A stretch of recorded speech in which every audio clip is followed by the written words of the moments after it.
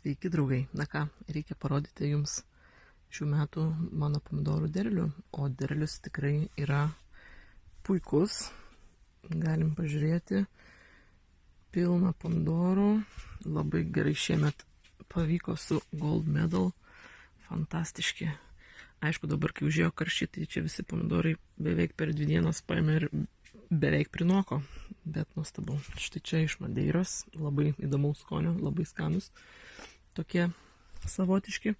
Aišku, kitur jau matom, kad jau baigėsi tie pomidorai, ankstyviausi, kurie buvo, bet bendrai paėmus nerealiai geri metai buvo.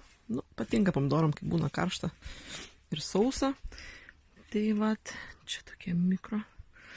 Labai noriu parodyti 2 veislės, kurios puikiai augo ir pasirodė. Tai būtų vat šitie. Jūs pasižiūrėkit, kiek pomidorų. Ir jie nesibaigė dar nesibaigė. Tai čia vadinasi Charmant. O kita veislė yra Melange.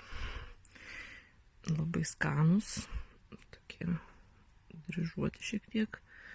Odelė gal kiek ir jinai tokia kietesnė, bet skonis tai fantastiškas. Aišku, jie, kaip matom, vienas užaugo iki tiek, o kitas va užaugo tik tiek. Tai nuo ko čia priklausė, kaip ir nežinosiu dabar jau. Bet pomidorų tikrai labai daug, labai gražus ir super. Čia mano juodi neaiškus, kaip visada tobuli. Labai gerai sekėsi ir varliai karalieniai.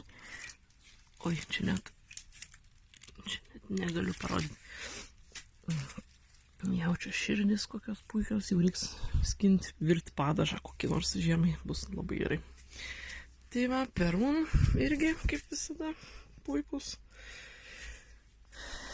Kiti tokie mažiau šiek tiek tų pomidorų, bet bendrai paėmus, čia va dar žalių porą.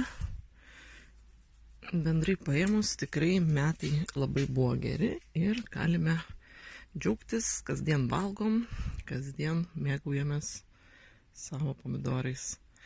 Tai va, tai ačiū už dėmesį šį kartą, trumpas filmukas ir iki.